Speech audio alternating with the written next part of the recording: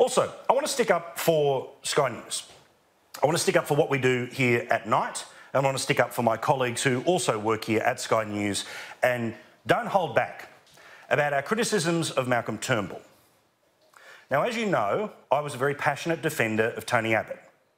One of the many reasons why I thought that they should not have done what the Labor Party did was the transactional cost that basically had made them no different to the Labor Party when it came to knocking over first-term leaders.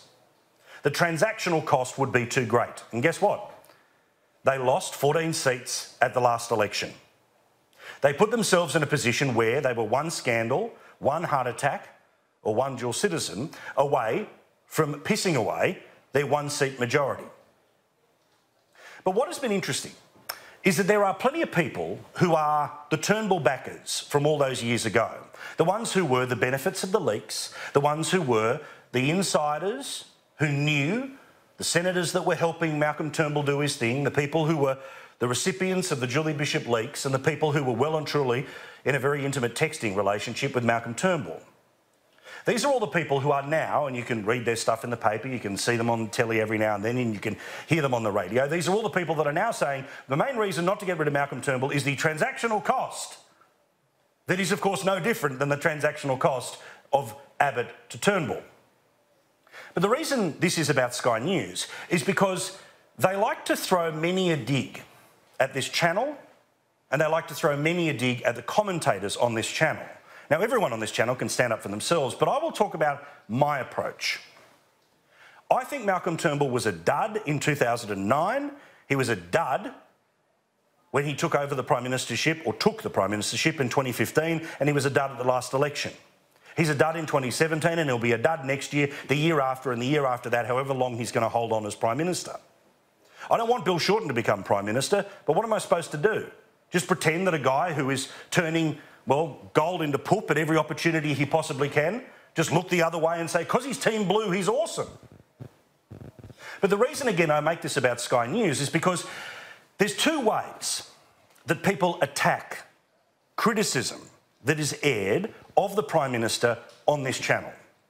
One, it's because we're holding a torch for Tony Abbott to return.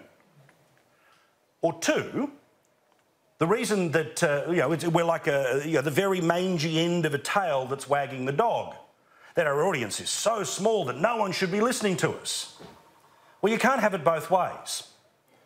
Like the self-confessed liar Nikki Savva did in the Australian newspaper today, basically inferring that there's a series of minority commentators with an axe to grind that are bitching and moaning, with a clear, not so subtle reference to Sky News in there.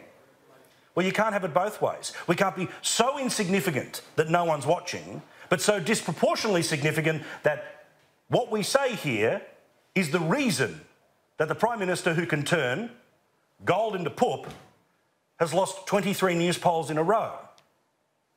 It is not our fault that your guy isn't going well.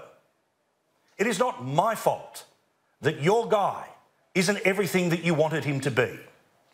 It's not my fault, or Sky News at night, our fault, that there are still people who believe that the Liberal Party is a conservative party, that it should have genuine differences from the Labor Party on policy, style, on culture, on borders.